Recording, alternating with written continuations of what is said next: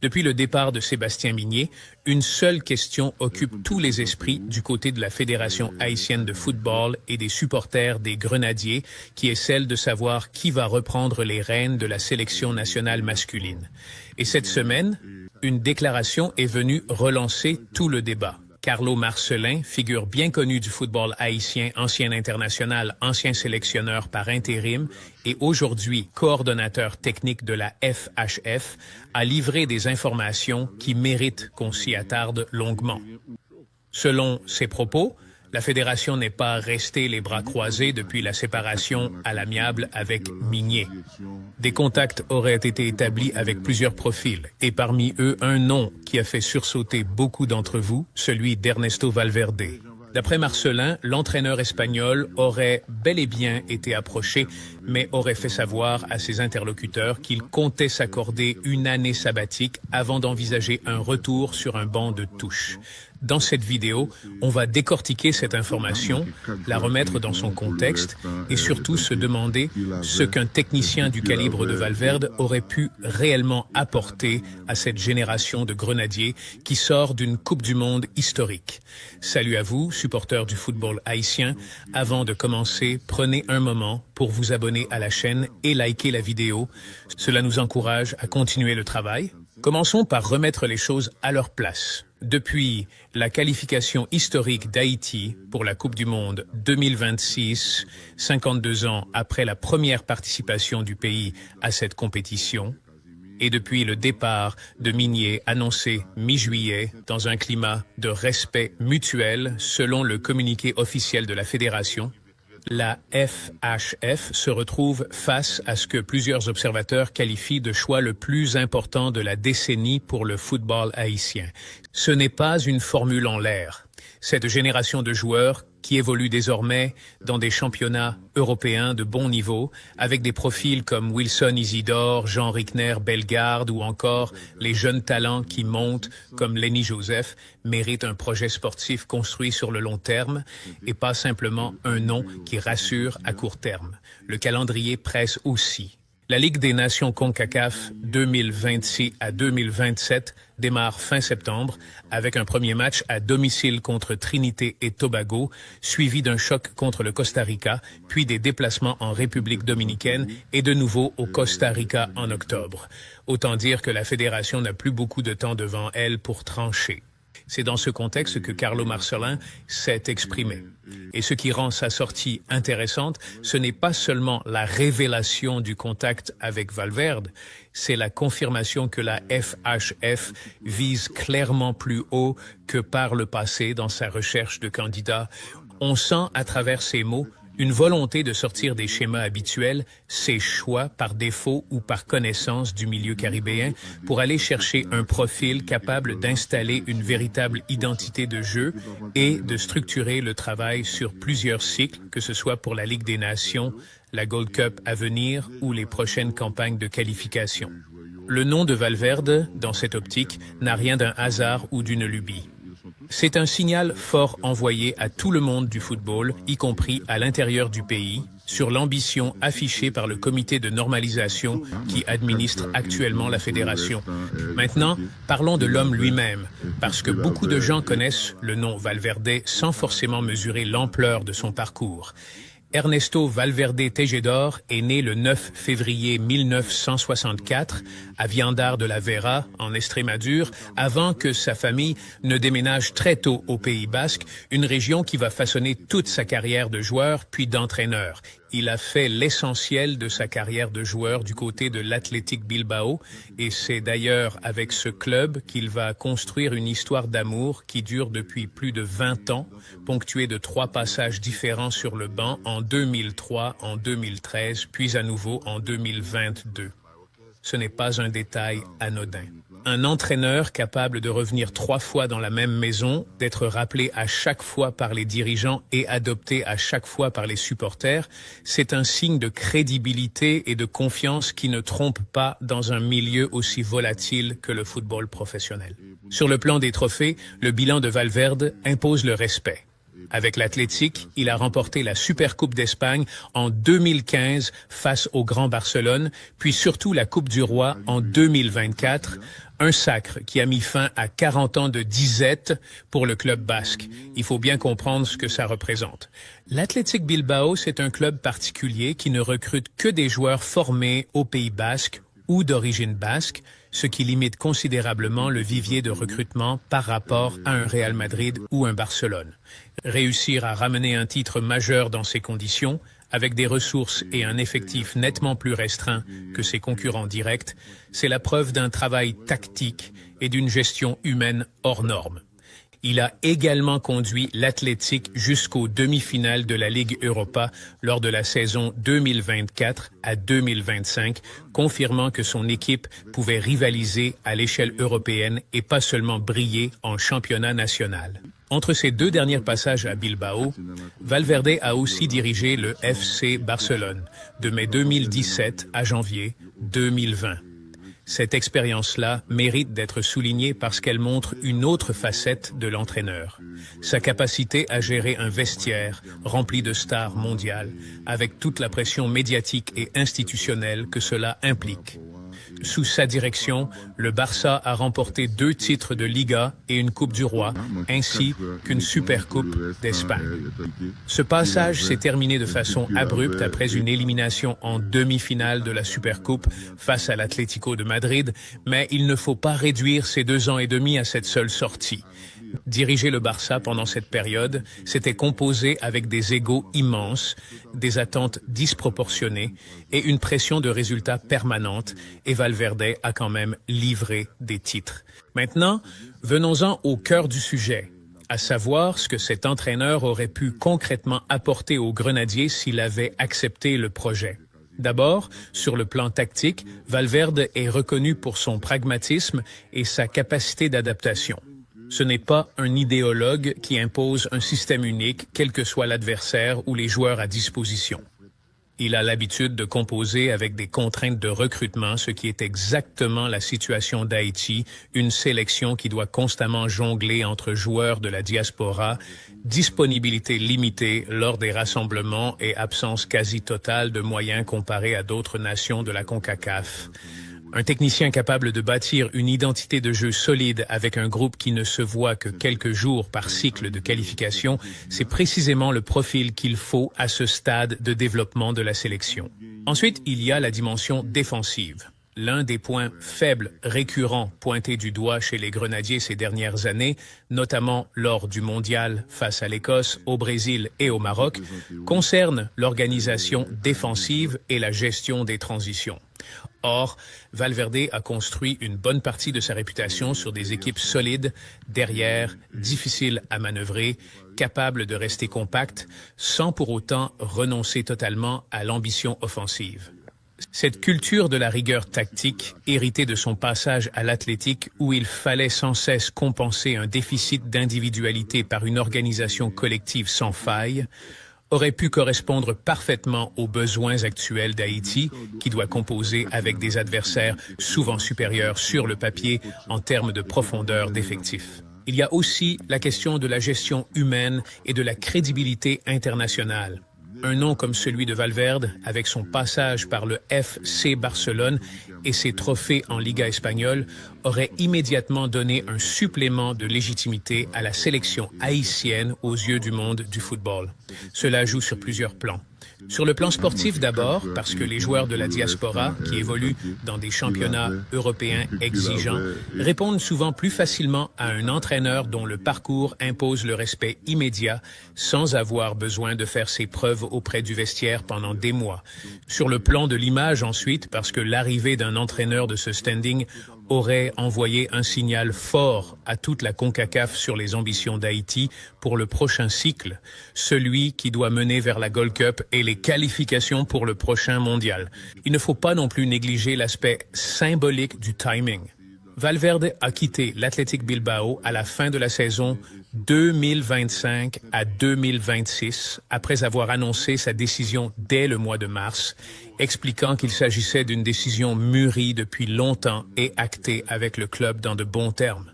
Il termine donc cette aventure sans être poussé vers la sortie, sans conflit, avec un club en paix, avec son entraîneur historique. C'est exactement le genre de situation qui rend un contact de la FHF crédible et pas farfelu. Un entraîneur libre de tout engagement, sans club depuis le 30 juin 2026, disponible sur le marché, ça correspond parfaitement au calendrier de la sélection haïtienne qui cherche justement un nouveau sélectionneur au même moment. Ce n'est donc pas surprenant que son nom ait été évoqué en interne. Cela dit, il faut aussi comprendre pourquoi ce dossier ne s'est visiblement pas concrétisé si l'on en croit les propos de Marcelin. Valverde a 62 ans, il vient de boucler 10 saisons cumulées sur le banc de l'Athletic à travers 3 mandats différents, plus son passage au Barça, sans compter ses expériences antérieures en Grèce et ailleurs en Espagne. C'est une carrière longue et intense, marquée par des responsabilités permanentes dans des contextes à très haute pression. Une année sabbatique, dans ce genre de situation, n'a rien d'étonnant. C'est même une décision assez classique chez les entraîneurs qui viennent de vivre plusieurs cycles consécutifs sans réelle coupure. On peut d'ailleurs noter que ce n'est pas la première fois dans sa carrière qu'il fait ce choix, puisqu'il avait déjà pris une pause après son premier passage à l'Athletic au milieu des années 2000, avant de rebondir avec l'Espagnol. Prendre du recul pour revenir ensuite avec plus de fraîcheur, c'est une trajectoire qu'il connaît bien et qu'il semble avoir reproduite à nouveau ici. Ce refus, si on peut l'appeler ainsi, ne doit donc pas être perçu comme un désintérêt du projet haïtien en tant que tel, mais plutôt comme une question de timing personnel dans la carrière de l'entraîneur. Et c'est un point important à souligner pour la communauté, parce qu'il y a parfois une tendance à interpréter ce genre de nouvelles comme un signe que la sélection n'attire pas les grands noms. Ici, la réalité semble plus nuancée. Le simple fait que la FHF ait pu établir un contact avec un profil de cette envergure et que Valverde ait pris le temps de répondre plutôt que d'ignorer la demande montre déjà que le dossier Haïti circule dans des cercles qu'on n'aurait pas imaginés il y a quelques années. La qualification pour le Mondial 2026 a clairement changé la perception extérieure de cette sélection. Maintenant, la question qui se pose est de savoir ce que la fédération va faire de cette expérience. Si elle a été capable d'entrer en contact avec un profil du calibre de Valverde, cela signifie qu'elle dispose probablement d'autres pistes similaires en parallèle et qu'elle vise un niveau d'exigence supérieur à ce qu'on a pu voir par le passé. On sait par ailleurs, à travers les analyses qui circulent depuis le départ de Migné, que plusieurs écoles tactiques sont observées de près, notamment l'école espagnole, l'école argentine et l'école anglo-saxonne, qui dominent aujourd'hui le management moderne des sélections nationales. Le fait que Valverde, représentant emblématique du football espagnol moderne, ait été sondé s'inscrit parfaitement dans cette logique. Il y a un autre aspect de ce dossier qui mérite qu'on s'y attarde, c'est la manière dont un entraîneur du profil de Valverde aurait pu transformer la perception d'Haïti à l'intérieur même de la CONCACAF. Aujourd'hui, la zone est dominée par des nations qui investissent massivement dans leur structure et dans le recrutement de leur staff technique, que ce soit le Mexique, les États-Unis ou même le Costa Rica qui a longtemps mise sur une continuité tactique payante. Haïti, de son côté, a toujours dû composer avec l'instabilité institutionnelle, les changements de sélectionneurs à répétition et des ressources financières limitées. Faire venir un technicien reconnu à l'échelle mondiale aurait envoyé un signal fort à tous les adversaires régionaux. Celui d'une sélection qui ne se contente plus de vivre sur sa qualification historique, mais qui veut structurer un vrai cycle de progression avec un plan de jeu identifiable et une continuité dans les choix. Sur le plan purement footballistique, il faut aussi parler de la gestion du temps de jeu et de la rotation, un aspect souvent sous-estimé dans l'analyse des petites sélections. Valverde a une réputation solide de gestionnaire de groupe, capable de faire cohabiter des joueurs de générations différentes sans créer de tensions inutiles dans le vestiaire. C'est un savoir-faire précieux pour Haïti. où l'on retrouve à la fois des cadres expérimentés comme Johnny Placide ou Dukens Nazon, des joueurs en pleine maturité comme Bellegarde ou Isidore, et une nouvelle vague de jeunes talents formés à l'étranger qui frappent à la porte, à l'image de Lenny Joseph ou d'autres profils suivis de près par le staff technique. Réussir la transition entre ces générations sans casser la dynamique collective demande une expérience de gestion humaine que peu d'entraîneurs disponibles sur le marché actuel peuvent revendiquer au même niveau que Valverde. Il faut également évoquer la dimension purement pédagogique de son style. Contrairement à certains entraîneurs qui misent tout sur l'intensité physique ou sur des schémas rigides appris par cœur, Valverde a toujours privilégié une approche basée sur la lecture du jeu et la prise de décision individuelle dans un cadre collectif défini. Pour une sélection comme Haïti, qui ne dispose que de quelques jours de regroupement avant chaque match officiel, ce type d'approche est en réalité plus facile à transmettre rapidement qu'un système ultra complexe nécessitant des mois d'automatisme. Les joueurs de la diaspora, souvent déjà formés dans des clubs européens exigeants sur le plan tactique, auraient pu s'approprier plus vite les principes d'un entraîneur qui laisse de la place à l'intelligence de jeu plutôt qu'à l'exécution mécanique de consignes figées. Il reste maintenant à voir vers qui la FHF va se tourner. Le comité de normalisation, dont le mandat doit être renouvelé d'ici novembre, aura la responsabilité de conclure ce dossier dans les prochaines semaines avant le début de la Ligue des Nations fin septembre. Le temps presse, mais l'épisode Valverde, même s'il ne s'est pas concrétisé, envoie un message clair. Haïti ne se contente plus de choisir un entraîneur par défaut ou par facilité géographique. La fédération regarde désormais vers le haut et elle est prête à frapper à des portes qu'on n'aurait pas imaginées ouvertes il y a encore 2 ou 3 ans. Reste à savoir si le prochain nom sur la liste acceptera, lui, de saisir cette opportunité et de prendre en main une génération de grenadiers qui n'a jamais eu autant de potentiel entre les mains. Il faut aussi garder à l'esprit que le choix du prochain sélectionneur ne se limite pas à une question de prestige ou de curriculum vitae impressionnant.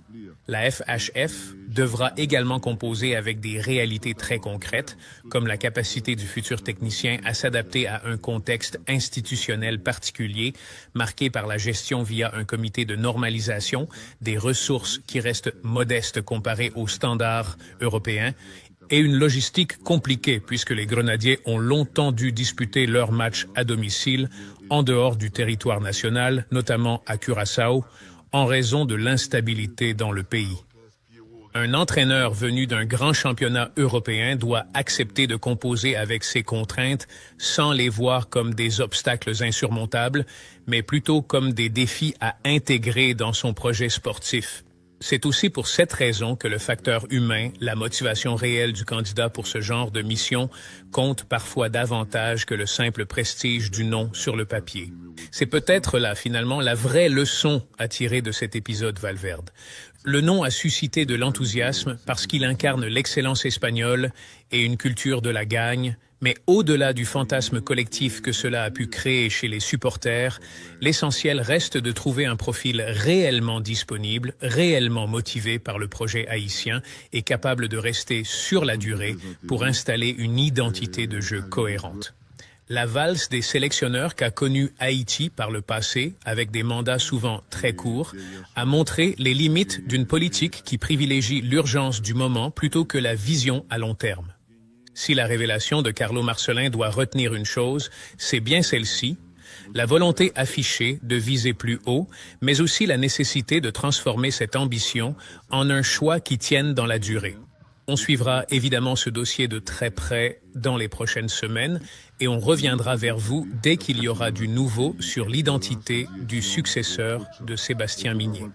En attendant, dites-moi en commentaire ce que vous pensez de cette révélation de Carlo Marcelin et surtout, quel profil d'entraîneur vous aimeriez voir arriver à la tête de la sélection nationale dans les discussions autour du futur sélectionneur d'Haïti, celui de Djagoba Arrasate.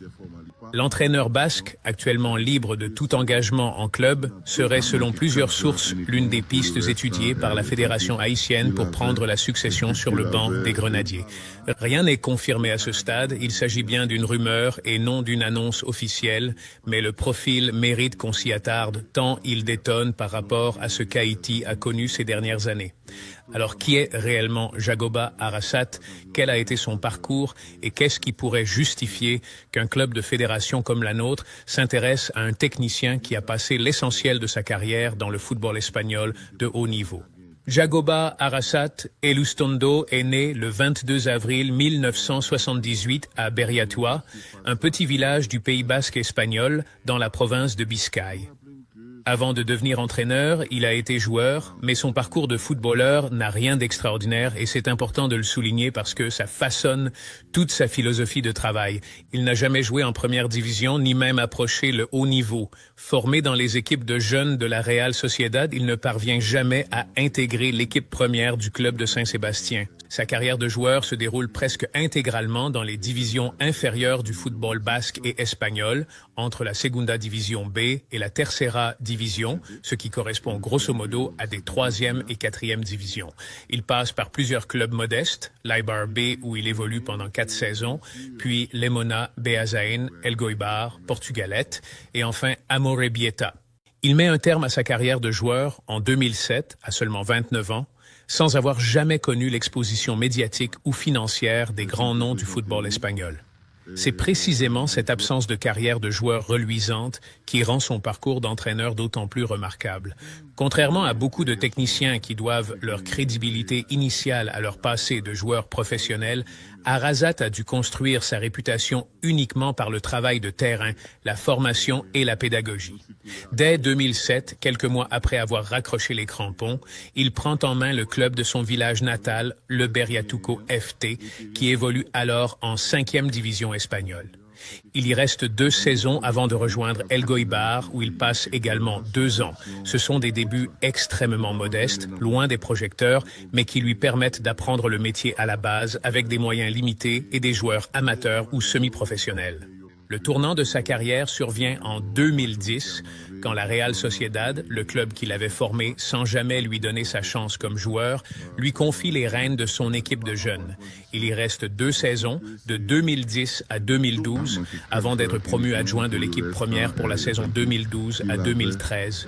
Cette progression interne typique du football basque, où la confiance et la fidélité à la maison de formation comptent énormément, va s'accélérer brutalement. À la fin de la saison 2012 à 2013, l'entraîneur en place de la Real Sociedad, Philippe Montagnier, quitte le club pour rejoindre le Stade Rennais avec son adjoint. La direction du club basque décide alors de faire confiance en interne et nomme Jagoba Arasat entraîneur principal de l'équipe première le 7 juin 2013. Il n'a alors aucune expérience de la Liga en tant que numéro 1 et pourtant on lui confie un club qui vient de terminer 4e du championnat et qui doit disputer les barrages de la Ligue des Champions. Le résultat dépasse toutes les attentes. Le 28 août 2013, la Real Sociedad d'Arasat élimine l'Olympique lyonnais lors du barrage de qualification pour la Ligue des Champions, offrant au club basque une participation à la plus prestigieuse des compétitions européennes de clubs. C'est un exploit retentissant pour un entraîneur qui découvre le très haut niveau. Sa première saison à la tête de l'équipe première, cependant, s'avère plus compliquée sur le plan des résultats en championnat et après une série de mauvaises performances, il est limogé le 2 novembre 2014, remplacé par l'Écossais David Moyes. Cette expérience, bien que courte, aura marqué les esprits, notamment parce qu'elle démontre déjà 2 traits de caractère qui vont revenir tout au long de sa carrière, à savoir sa capacité à provoquer un exploit ponctuel avec un collectif organisé et sa vulnérabilité face à la pression des attentes d'un grand club une fois la lune de miel terminée. Après ce passage mouvementé à Saint-Sébastien, Arasat prend le temps de rebondir. En juin 2015, il rejoint le CD Numancia, club de Soria évoluant en 2e division espagnole. C'est un choix révélateur de sa mentalité, celui de repartir sur un projet à taille plus modeste, plutôt que de rester dans l'antichambre des grands clubs en attendant une nouvelle opportunité prestigieuse. Il reste 3 saisons à Numancia, de 2015 à 2018, où il consolide sa réputation de bâtisseur capable de structurer un collectif avec des moyens limités, sans jamais réussir toutefois à monter le club en première division. C'est ensuite au C à Osasuna que Djagoba Arrasate va connaître la période la plus longue et la plus aboutie de sa carrière. Il rejoint le club de Pamplune le 20 juin 2018, alors que celui-ci évolue en 2e division. Dès sa première saison, il réussit l'exploit de faire remonter Osasuna en Liga, en remportant le championnat de 2e division lors de la saison 2018 à 2019. Ce titre de champion de Segunda Division reste à ce jour le seul trophée collectif remporté par Arrasate dans sa carrière d'entraîneur. Mais l'essentiel de son travail à Osasuna ne se limite pas à cette montée. Il va rester 6 saisons à la tête du club navarrais, une longévité rarissime dans le football espagnol moderne, et parvenir à installer durablement l'équipe en première division alors que beaucoup la donnaient favorite à la relégation chaque année. Sous sa direction, Osasuna atteint même la finale de la Coupe du Roi lors de la saison 2022 à 2023, s'inclinant 2-1 après prolongation face au Real Madrid, après avoir éliminé sur le parcours l'Athletic Bilbao et le Séville FC. Cette finale de coupe permet également à Osasuna de disputer la Supercopa d'Espagne l'année suivante, disputée en Arabie Saoudite. Durant cette période, Osasuna obtient également une qualification pour les barrages de la Ligue Europa Conférence grâce à son classement en championnat. Ces 6 années à Osasuna représentent la preuve la plus solide du travail d'Arrasate, celle d'un entraîneur capable de construire un projet durable, de faire progresser un club de taille moyenne sans grands moyens financiers et de le hisser durablement au niveau des cadors du championnat. En juin 2024, après cette étape réussie, Arrasate décide de quitter Osasuna pour relever un nouveau défi, celui du RCD Mallorca. Il succède à Javier Aguirre, qui venait de mener le club balnéaire à une finale de Coupe du Roi avant de partir prendre en main la sélection du Mexique. Arrasate signe un contrat de 3 ans jusqu'en juin 2027. Sa première saison sur l'île se déroule plutôt bien, Majorque terminant 10e du championnat et disputant les demi-finales de la Supercopa d'Espagne. Le club accroche même le Real Madrid dès la première journée et livre une saison globalement solide, à quelques longueurs seulement d'une qualification européenne. Mais la suite tourne beaucoup plus mal. Lors de sa 2e saison à la tête de Majorque, l'équipe peine à retrouver son football et sombre progressivement vers la zone de relégation. Arrasate rencontre des difficultés à imposer son style de jeu, plutôt basé sur un pressing vertical et un jeu direct sur un effectif qui avait été construit par Aguirre autour d'une défense à 5.